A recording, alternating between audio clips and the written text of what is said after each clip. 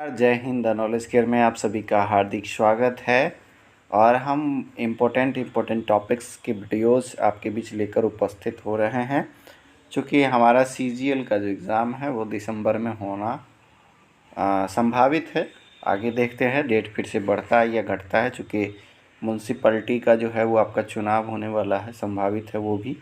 तो अगर दोनों क्लैश करता है तो हालांकि आयोग चाहे तो वो एग्ज़ाम ले सकती है। तो चलिए, हमारा काम है पढ़ना और हम पढ़ेंगे। भारतीय राष्ट्रीय आंदोलन यानी कि ये हम आपका मॉडर्न हिस्ट्री का टॉपिक है।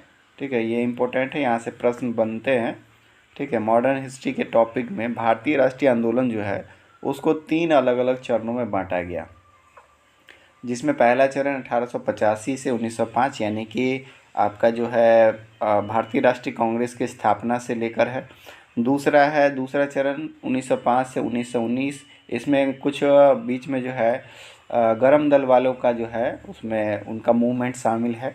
और बाद में जो है 1919 से 1947 जिसको गांधीवादी चरण कहा जाता है, क्योंकि गांधी जी का 1915 में आगमन हो गया था और धीरे धीरे वो भारतीय राष्ट्रीय आंदोलनों में शामिल होने लगे थे। तो चलिए शुरू करते हैं। पहला चरण, भारतीय राष्ट्रीय कांग्रेस की स्थापना जो है वो 1885 में 28 दिसंबर 1885 को हुई। और इसका जो स्थापना है वो एक अंग्रेज़ अधिकारी जो कि रिटायर्ड थे, अवकाश प्राप्त अंग्रेज अधिकारी एलन ऑक्टोबियम ह्यूम के द्वारा किया गया। ह्यूम ने 1884 में भारतीय राष्ट्रीय संघ, इसका पहले जो नाम था वो था भारतीय राष्ट्रीय संघ। ठीक है, इसका पहले नाम था भारतीय राष्ट्रीय संघ। और इसका पहला अधिवेशन जो है 28 दिसंबर 1885 को बम्बई स्थित ग्वालियर टैंक मैदान के गोकुलदास तेजपाल संस्कृत विद्यालय में आयोजित किया गया था। ये प्रश्न कई बार पूछा गया है कि भारतीय राष्ट्रीय कांग्रेस का पहला अधिवेशन कहाँ हुआ। तो पहला प्रश्न तो ये बन जाएगा, बम्बई में हुआ। अब बम्बई में कहाँ पर हुआ, किस मैदान में हुआ? ग्वालियर टैंक मैदान में हुआ। ग्वालियर टैंक मैदान के किस स्कूल में हुआ? तो गोकुलदास तेजपाल संस्कृत विद्यालय में आयोजित हुआ। दूसरा प्रश्न, यहाँ से सारे लाइन में प्रश्न ही छुपे हैं कि भारतीय राष्ट्रीय कांग्रेस के पहले अधिवेशन में कुल कितने सदस्यों ने हिस्सा लिया? 72 सदस्यों ने। अक्सर छात्र कंफ्यूज करते हैं 72 और 78 में। ये 78 जो है वो गांधी जी के दांडी मार्च में अनुयायियों की संख्या थी। लेकिन अगर पूछा जाए कि भारतीय राष्ट्रीय कांग्रेस में का जो पहला अधिवेशन हुआ उसमें कितने सदस्य पहले अधिवेशन में शामिल हुए? 72 सदस्य शामिल हुए। इस सम्मेलन में दादा भाई नौरोजी ने अपना सुझाव दिया और वहीं पर भारतीय राष्ट्रीय संघ का नाम बदलकर भारतीय राष्ट्रीय कांग्रेस कर दिया गया।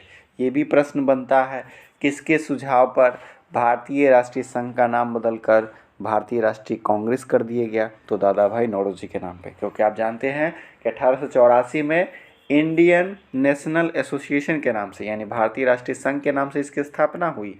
और जो पहला अधिवेशन हुआ उसमें इसका नाम बदलकर भारतीय राष्ट्रीय कांग्रेस कर दिया गया। व्योमेश चंद्र बनर्जी भारतीय राष्ट्रीय कांग्रेस के पहले अध्यक्ष हैं। ये तो कई बार प्रश्न पूछा गया है और रिपीट भी होता है कि व्योमेश चंद्र बनर्जी जो हैं वो भारतीय राष्ट्रीय कांग्रेस के पहले अध्यक्ष हैं। अब आगे बढ़ते हैं, कुछ और बातें देखते हैं। सुरेंद्र नाथ बनर्जी के संगठन नेशनल कॉन्फ्रेंस, सुरेंद्र नाथ बनर्जी का जो एक संगठन था नेशनल कॉन्फ्रेंस, उसका विलय कर दिया गया 1886 में। किस में विलय कर दिया गया? तो इंडियन नेशनल कांग्रेस में इसका विलय कर दिया गया। तो मोस्ट इम्पोर्टेंट बात, भारतीय राष्ट्रीय कांग्रेस की स्थापना किसने की? ए.ओ. ह्यूम ने की। ठीक है, भारतीय राष्ट्रीय कांग्रेस की स्थापना कब हुई? 28 दिसंबर 1885 को। इससे पहले इसका नाम भारतीय राष्ट्रीय संघ था, 1884 में स्थापित हुआ था। लेकिन पहला जो अधिवेशन हुआ वो हुआ आपका बम्बई के ग्वालियर टैंक मैदान में, और वो हुआ गोकुलदास तेजपाल संस्कृत विद्यालय में, जिसमें 72 प्रतिनिधि भाग लिए थे। सुरेंद्र नाथ बनर्जी का नेशनल कॉन्फ्रेंस का विलय कब हुआ? 1886 में। किस में विलय हुआ? तो आईएनसी में विलय हुआ। इस समय भारत का वाइसराय लॉर्ड डफरिन था और ब्रिटेन के प्रधानमंत्री ग्लैडस्टोन थे। ये भी प्रश्न पूछा जाता है, इंडियन नेशनल कांग्रेस के गठन के समय भारत का वाइसराय कौन था? तो लॉर्ड डफरिन था। ब्रिटेन का प्रधानमंत्री कौन था? ग्लैडस्टोन था। अब आइए कांग्रेस पर जो लोगों ने कटाक्ष किए हैं उसकी बात जानते हैं। सबसे इम्पोर्टेंट कर्जन का है, कांग्रेस लड़खड़ा कर गिर रही है, भारत में रहते हुए मेरी इच्छा है कि मैं उसे शांतिपूर्वक मरने में मदद कर सकूं। ये स्टेटमेंट जो है आपका लॉर्ड कर्जन का है, मोस्ट इम्पोर्टेंट याद रखिएगा। उसका कहना था कि कांग्रेस अपने पतन की ओर जा रही है, यानी लड़खड़ा कर गिर रही है, और भारत में रहते हुए मेरी इच्छा है कि शांतिपूर्वक मरने में मैं उसकी मदद कर सकूं। बंकिम चंद्र चटर्जी का कथन है, कांग्रेस के लोग पद के भूखे हैं। मोस्ट इम्पोर्टेंट बात, बंकिम चंद्र चटर्जी का कथन है, कांग्रेस के लोग किसके भूखे हैं? पद के भूखे हैं। बाल गंगाधर तिलक का कथन है, ठीक है, बंकिम चंद्र चटर्जी, ठीक है, जब आप भूख लगता है तो आप क्या करते हैं? चाट चाट के खाते हैं, है ना। इससे आप जोड़ लीजिएगा कि जब भूख लगता है तो आप चाट चाट के खाते हैं, यानी कांग्रेस के लोग पद के भूखे हैं। ये ऐसा किसने कहा? बंकिम चंद्र चटर्जी ने कहा। बाल गंगाधर तिलक ने कहा कि अगर साल में एक बार मेढक की तरह टर्राएंगे तो कुछ नहीं मिलेगा, ठीक है। तिलक ने कहा टर्राने वाली बात, तिलक ने क्या कहा? टर्राने वाली बात। चटर्जी ने भूख की बात कही, यानी कांग्रेस के लोग पद के भूखे हैं। तिलक ने कहा कि तिलक ने टर्राने वाली बात कही, यानी कि अगर साल में एक बार टर्राएंगे तो कुछ नहीं मिलेगा। लाला लाजपत राय ने कहा कि कांग्रेस जो है लॉर्ड डफरिन के मस्तिष्क की उपज है। ये कई बार पूछा गया है, मस्तिष्क के दिमाग की उपज कहा गया है भारतीय राष्ट्रीय कांग्रेस की स्थापना को, ठीक है। अश्विनी कुमार दत्त, कांग्रेस के सम्मेलन को उन्होंने 3 दिन का तमाशा बताया है। दत्त ने कहा कि यह 3 दिन का तमाशा है। दत्त का कहना है यह 3 दिन का तमाशा है, कांग्रेस का सम्मेलन 3 दिन का तमाशा है। बिपिन चंद्र पाल का कहना है कि कांग्रेस याचना, विपिन का अर्थ ही होता है विनय करना, ठीक है। तो बिपिन चंद्र पाल ने कहा कि कांग्रेस विनय अनुनय करती है, याचना करती है, हाथ जोड़ती है, पैर पड़ती है कि हमें कुछ मिल जाए, हमें कुछ मिल जाए, है ना। तो सबका हम लोगों ने देख लिया। बिपिन चंद्र पाल का कहना है कि कांग्रेस याचना करने वाली संस्था है। यहाँ से मिलान करने वाले प्रश्न पूछे जाएंगे और वो आपको फंसाएंगे, इसलिए एक बार फिर से इसको देखें। कर्जन ने कहा कि कांग्रेस लड़खड़ा कर गिर रही है, इसलिए मैं इसे शांतिपूर्वक मरने में मदद कर सकूं। लाला लाजपत राय का कहना है कि कांग्रेस जो है वो डफरिन के दिमाग की उपज है। तिलक का कहना है टर्राने वाली बात कि अगर एक वर्ष मेढक की तरह अगर एक साल में एक बार टर्राएंगे तो कुछ नहीं मिलेगा। बिपिन चंद्र पाल का कहना है कि कांग्रेस याचना करने वाली संस्था है, ठीक है। और आपका चटर्जी का चाटने वाली बात के भूखे चाटने वाली बात क्या होती है? भूखे रहते हैं तब हम चाट के खाते हैं, यानी कि कांग्रेस के लोग किसके भूखे हैं? पद के भूखे हैं, ये बात होगी। चलिए अब हम आगे बढ़ते हैं। महात्मा गांधी ने स्वतंत्रता प्राप्ति के बाद भारतीय राष्ट्रीय कांग्रेस को समाप्त करने का सुझाव दिया था, हालांकि समाप्त तो हुआ नहीं, अभी भी कांग्रेस चल ही रहा है, कांग्रेस उसी नाम से, ठीक है। तो महात्मा गांधी का सुझाव था कि अब हम जब आंदोलन ख़त्म हो गया, देश आज़ाद हो गया, तो भारतीय राष्ट्रीय कांग्रेस को समाप्त कर देना चाहिए। कांग्रेस ने एओ ह्यूम की मृत्यु के बाद 1912 में उन्हें कांग्रेस का जनक घोषित किया था। एलन ह्यूम को कांग्रेस का जनक घोषित किया 1912 में, जबकि लाला लाजपत राय ने पहले ही कह दिया कि कांग्रेस क्या है? डफरिन के दिमाग की उपज है। लेकिन बाद में कांग्रेस के लोगों ने किसको कांग्रेस का जनक घोषित किया? एओ ह्यूम को, मरने पर। ये सम्मान देने की बात हुई। नरमपंथी नेता दादा भाई नौरोजी को grand old man of India कहा जाता है, grand old man of India. Congress के पहले अध्यक्ष हो गए व्योमेश चंद्र बनर्जी, मुंबई के 1885 अधिवेशन में। कांग्रेस के पहले पारसी अध्यक्ष पूछेंगे तो दादा भाई नौरोजी हो जाएगा, 1886 का कलकत्ता अधिवेशन, ठीक है। कांग्रेस के पहले मुस्लिम अध्यक्ष पूछा जाए तो बदरुद्दीन तैयब जी, मद्रास अधिवेशन 1887। कांग्रेस के पहले अंग्रेज अध्यक्ष पूछा जाए तो जॉर्ज यूले, इलाहाबाद अधिवेशन 1888। पहली महिला पूछा जाए जिसने कांग्रेस अधिवेशन को संबोधित किया, मतलब कांग्रेस के अधिवेशन में जाकर उन्होंने भाषण दिया, वो है कादम्बिनी गांगुली, कलकत्ता अधिवेशन 1890। कांग्रेस की पहली महिला अध्यक्ष पूछा जाए तो वो है एनी बेसेंट, कलकत्ता 1917। कांग्रेस के प्रथम भारतीय महिला अध्यक्ष पूछे जाए तो वो हैं सरोजिनी नायडू, 1925 का अधिवेशन।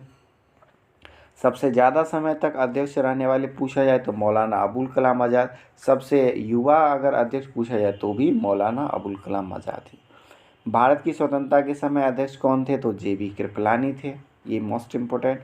अंग्रेज अध्यक्ष कितने हुए? ये भी प्रश्न पूछा जाएगा। तो अंग्रेज अध्यक्ष हो गए George Yule 1, William Wedderburn 2, Alfred Webb 3 और हेनरी कॉटन 4।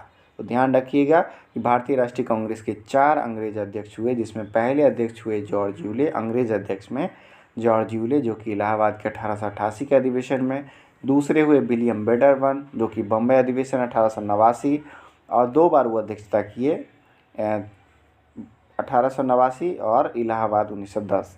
तीसरे हो गए अल्फ्रेड वेब और चौथे हो गए हेनरी कॉटन। नाम पूछता है कि बताइए इनमें से कौन अंग्रेज ने राष्ट्रीय कांग्रेस की अध्यक्षता नहीं की है? तो आपको इसमें से 4 में से 3 सही दे देंगे, एक किसी गलत अंग्रेज का नाम दे देंगे। ध्यान रखेंगे, George Yule, William Wedderburn, Alfred Webb और हेनरी कॉटन। अब आइए हम लोग आगे बात करते हैं कांग्रेस के प्रमुख अधिवेशन के। हालांकि कांग्रेस के अधिवेशन का एक पूरा लिस्ट हम लोग देखेंगे, एक एपिसोड उसका अलग से लाएंगे।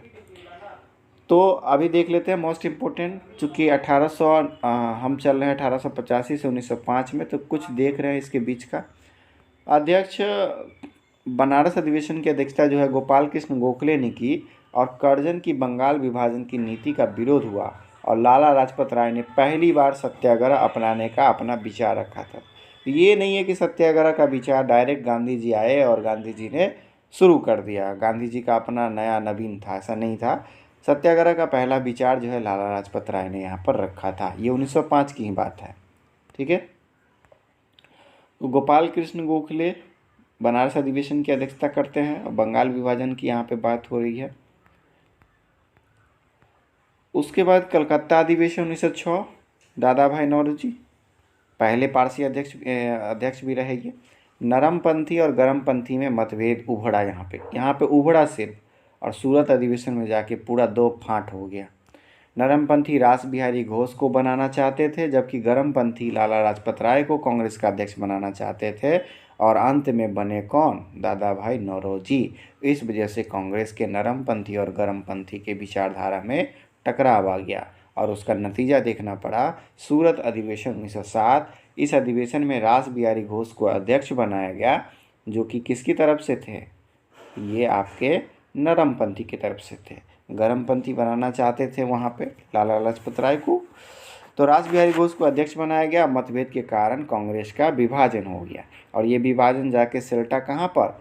लखनऊ अधिवेशन 1916 में एनी बेसेंट और बाल गंगाधर तिलक ने प्रयास किया, और उनके प्रयास से लखनऊ अधिवेशन में जाके कांग्रेस का विलय हुआ, फिर से मिलन हुआ।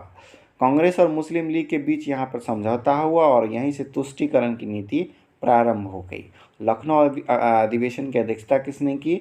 अंबिका चरण मजूमदार ने लखनऊ अधिवेशन की अध्यक्षता की। मोस्ट इम्पोर्टेंट बात, लाहौर अधिवेशन बहुत इम्पोर्टेंट। लाहौर अधिवेशन 1929 का जो लाहौर अधिवेशन है वो जवाहरलाल नेहरू की अध्यक्षता में हुआ था, और इसमें पूर्ण स्वाधीनता का प्रस्ताव पारित किया गया था। लाहौर में रावी नदी के तट पर 31 दिसंबर 1929 को रात्रि में झंडा फहराया गया, और इसी दिन कहा गया कि 26 जनवरी 1930 को हम लोग क्या मनाएंगे? स्वाधीनता दिवस मनाएंगे। और इसी 26 जनवरी को रिमार्केबल करते हुए हम लोगों ने 26 जनवरी को रिपब्लिक डे के रूप में चुना, और उस दिन पूरे देश में संविधान को लागू किया।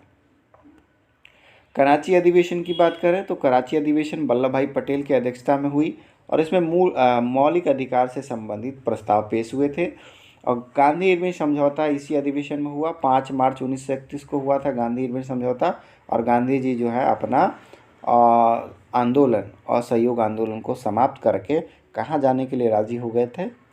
लंदन जाने के लिए। इसी में गांधी जी ने कहा था कि गांधी मर सकता है लेकिन गांधीवाद नहीं मर सकता है। बहुत इंपॉर्टेंट बात उन्होंने कहा था कि गांधी मर सकता है परंतु गांधीवाद नहीं। एक प्रश्न बन सकता है कि इस अधिवेशन में गांधी जी ने कहा कि गांधी मर सकता है लेकिन गांधीवाद नहीं, तो उसका सही जवाब होगा कराची अधिवेशन 1931। त्रिपुरी अधिवेशन, इसको त्रिपुरी संकट के नाम से भी जाना जाता है, क्योंकि इसमें सुभाष चंद्र बोस पहले अध्यक्ष बने। उसके बाद राजेंद्र प्रसाद, चूँकि महात्मा गांधी का विरोध हुआ कि उनका जो उनकी तरफ से जो उम्मीदवार था पट्टाभी सीतारामैया, वो उनको हरा कर जीते थे, तो गांधी जी को दुख हुआ और इस वजह से विरोध पैदा हुआ, और विरोध पैदा होने के कारण 1939 में इन्होंने इस्तीफा दे दिया और आगे जाकर इन्होंने फॉरवर्ड ब्लॉक की